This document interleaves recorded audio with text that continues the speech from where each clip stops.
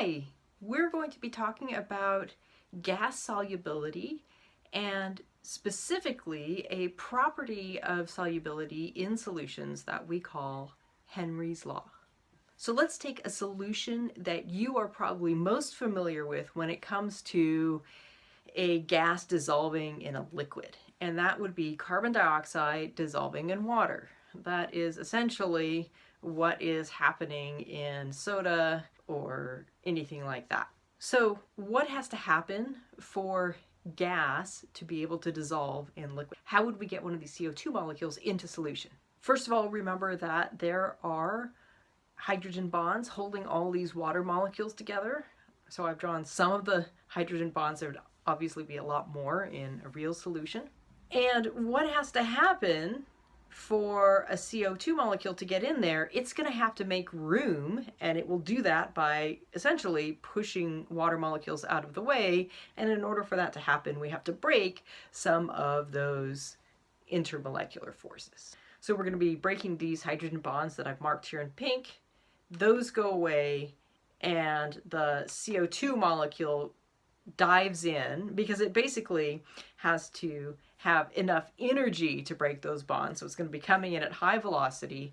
It pushes the water molecule out of the way, and then at that point we can form new bonds. In this particular case, it's going to be London dispersion forces. That gives us a good idea of what happens on a molecular level. Now let's talk about how much gas can actually stay dissolved in a solution. And to do this, we use a law that we call Henry's Law. Henry's Law is going to be taught to you today on a fairly simplified level, and I'll explain this in a bit, where we make the simplifications. I have had many students over the years who say, I learned something in Gen Chem, and then when I went on to advanced chemistry, they told me it was all wrong. And it's not that these things are all wrong, it's that in this case, we're making a simplification, and I will explain to you how and why.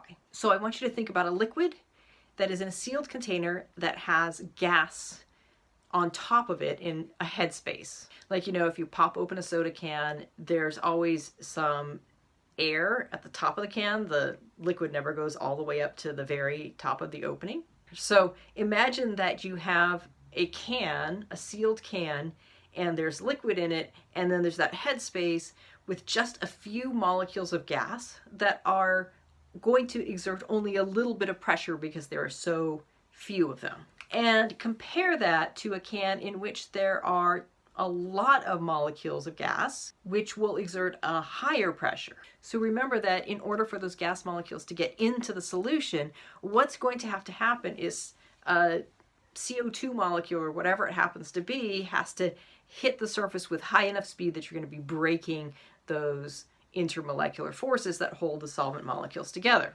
And so the more molecules you have, the more likely you are to get a gas molecule that is moving that fast. And so the higher the pressure of gas that you have, the more likely you are to get a gas molecule that is moving that quickly. So what Henry's Law tells us is that the concentration of a gas is related to the pressure of a gas. This is the Henry's Law equation that people tend to use on an everyday basis.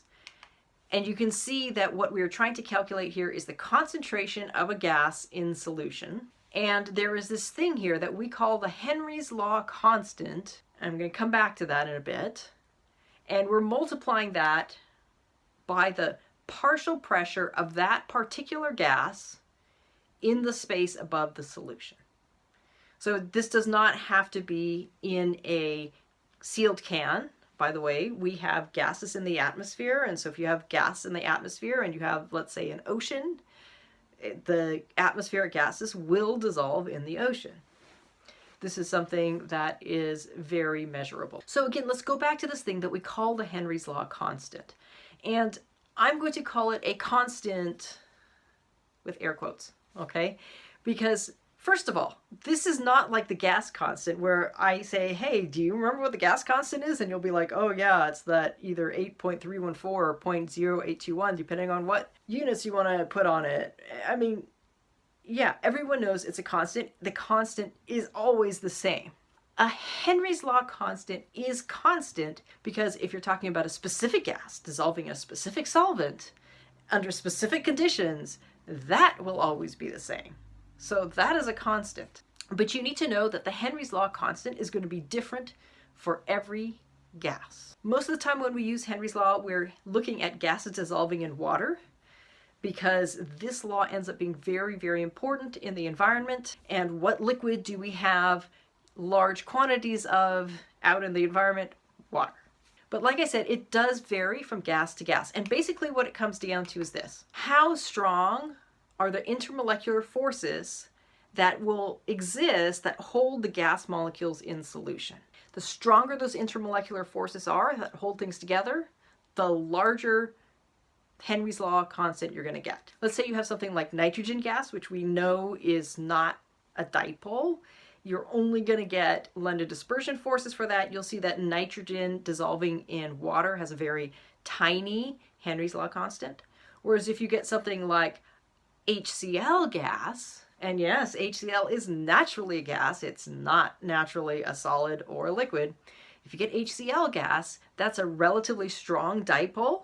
Going into something with hydrogen bonding, you get some really nice strong dipole bonding going on there. And so you can dissolve a lot of HCl in water. Now, again, I said this was simplified. Henry's law constants are not a constant even for one gas. They're dependent on a couple of things. First of all, what temperature is it at? Gases are more soluble at some temperatures than others. This is why when you have a nice cold soda, you get a lot of fizz, but if you warm it up, it's not as fizzy anymore, precisely because at higher temperatures, CO2 does not dissolve as well as it does at lower temperatures. That's why we like to drink our soda cold. So that's the T in there. There's also an I, and that's ionic strength, something we don't really talk about in general chemistry, but basically how salty is it, right? If you have a lot of ions in a solution, that's going to interfere with the intermolecular forces holding the gas to the solvent molecules. So this is actually a function of some sort, and it can be very complicated. But the truth of the matter is, most of the time, unless we're talking about the ocean, most of the time we are dealing with this in lab where we have relatively pure water and we can ignore that ionic strength component. Most of the time, we're not changing the temperature as we go. We're talking about a very specific temperature, and so we can call it a constant because when your saltiness is not changing and your temperature is not changing, that doesn't change. And so we call it a Henry's law constant.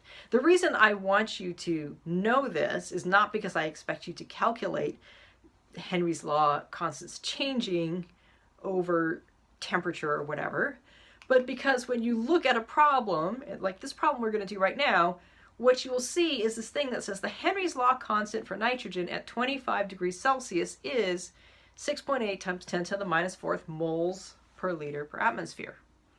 And I've had a lot of students ask me, well, what do I do with the 25C? Why is the 25C in the problem? I feel strange that I can't use it. Well, the reason it's in there is to let you know that it would be a different number for the Henry's law constant if you were looking at 20 Celsius. I'm not asking you to calculate what the value is at 25 Celsius. I'm just saying this value is only good for 25 Celsius. So with that said, let's look at this problem. Here's the Henry's law constant for nitrogen. Again, I said that was going to be small, and it is. Look, 10 to the minus fourth moles per liter per atmosphere. So what's the concentration of nitrogen in water when the partial pressure of nitrogen is 0.78 atmospheres? By the way, that is the concentration of nitrogen in the atmosphere, 0.78 atmospheres. So we are actually calculating, if you have just a random lake or other body of water, or even a glass of water, you know, your water bottle, what's the concentration of nitrogen in there? That's what we're actually calculating right here. Let me color code things as I like to do. The concentration of our gas, in this case, the concentration of nitrogen, is going to be the Henry's law constant, and that's our Henry's law constant right there, times the partial pressure of the gas.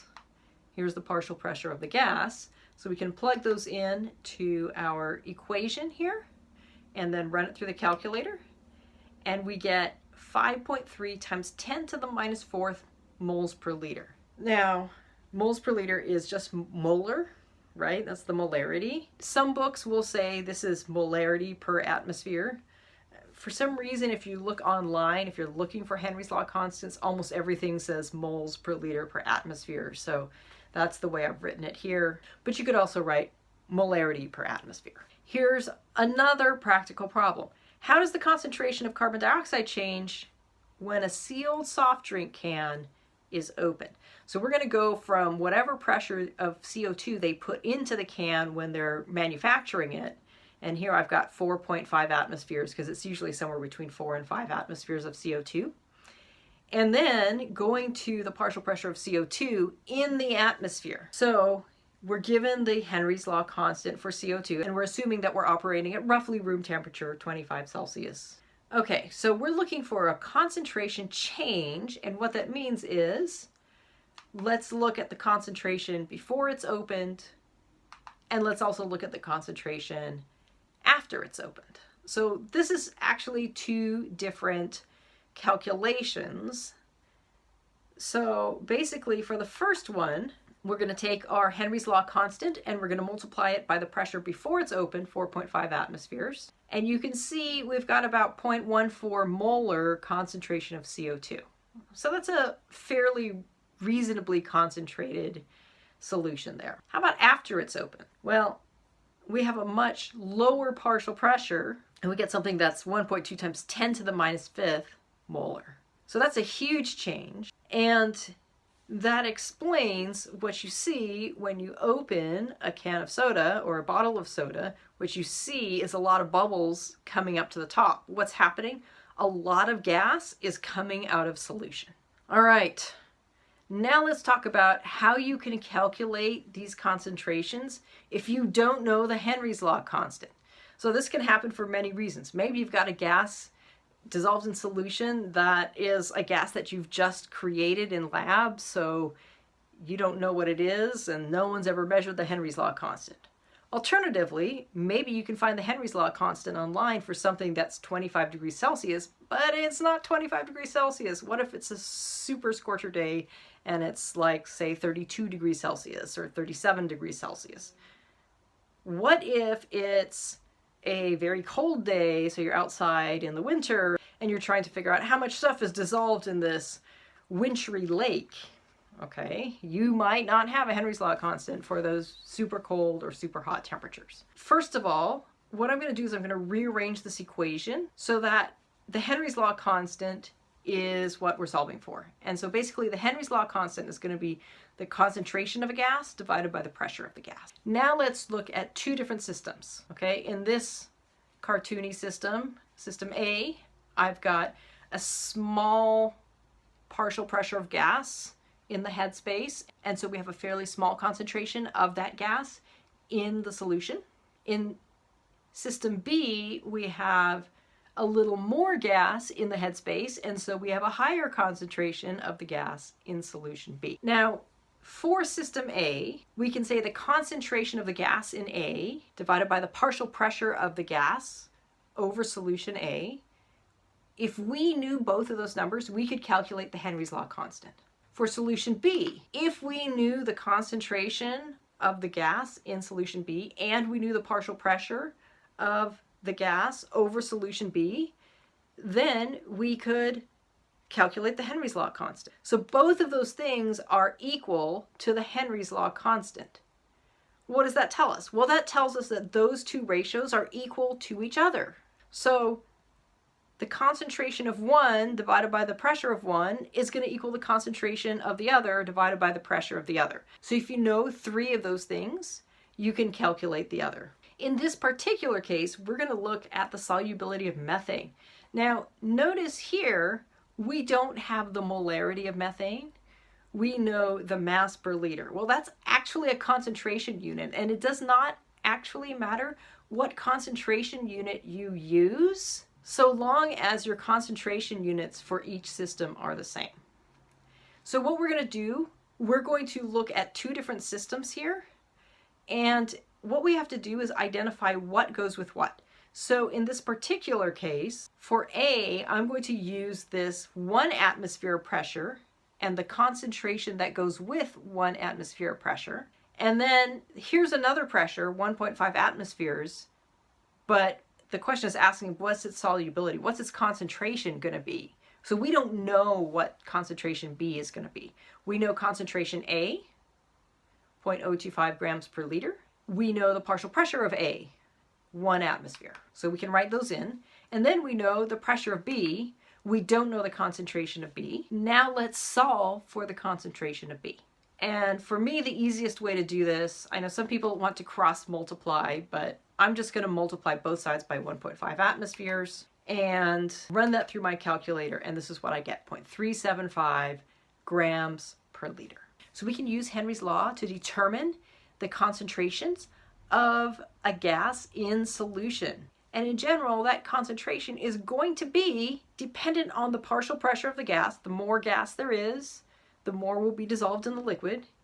And the Henry's law constant, which is related to how strongly those intermolecular forces hold the solute molecules to the solvent molecules. So I hope this was helpful, and I will see you again soon.